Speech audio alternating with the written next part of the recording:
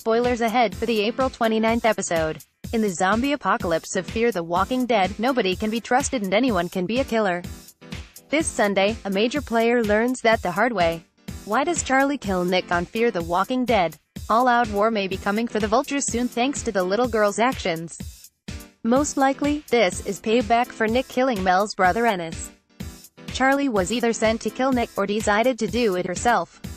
Mel and Ennis are her family, after all.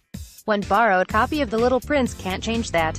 In an intense scene that has yet to be explained through flashbacks, Morgan has to keep Nick from charging hammer first like a Norse god towards the hipster's second-in-command when they run into him. When Nick dares Morgan to kill him, Morgan steps aside, and Nick extracts his revenge.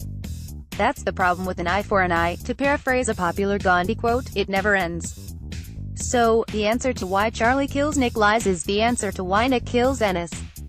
Head hurt, yet, the flashbacks in the episode do fill in some gaps, however. Not only show how Madison and Nick tried to maintain their status quo after the Vultures arrived but also showed how Charlie seemed slightly conflicted about betraying them. The radio, additionally, shows how the villainous group was able to stay one step ahead of them. Charlie is clearly not conflicted anymore, which is heartbreaking for a couple of reasons. Not only is Nick dead, after finally conquering his own demons and repairing years of hurt between him and his family, but he still cares about Charlie up until the very end. He treasures the bond they formed while she was living with them in the stadium, even though it was 2 weeks long and two-faced to boot. AMC Madison stresses the importance of finding the good in every situation, whether it's as insignificant as a flower or seemingly stupid. Charlie was potentially supposed to represent the good in the Vultures. But what good is taking in an orphan if this is how you raise her? That said, where is Madison during all of this? She's the only major player missing from the group when they ambush Morgan and company, and she hasn't been seen in the present at all. Well, Daniel hasn't been seen either, but that's kind of Daniel's way on Fear the Walking Dead. Is it possible that Madison also dies in between these two timelines, color schemes? Or, alternatively, could she be on the side of the Vultures? That would potentially add a devastating new meaning to Charlie's execution.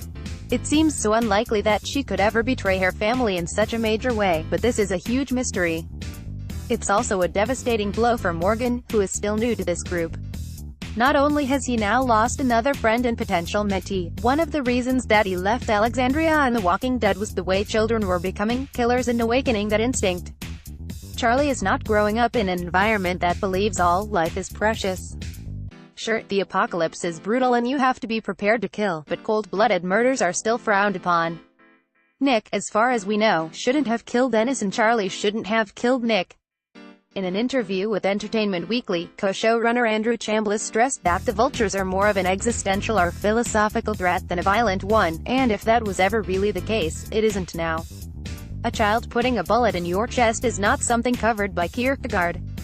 Richard Foreman Jr. At least Nick will still appear in flashbacks for part of the season, it stands to reason. Whatever happened between him and Ennis and Madison and Charlie, for that matter, needs to be explained. So while he will be missed by his family, he likely won't be missed on the show just yet. The final shot of flashback Nick shows that he did find peace, despite the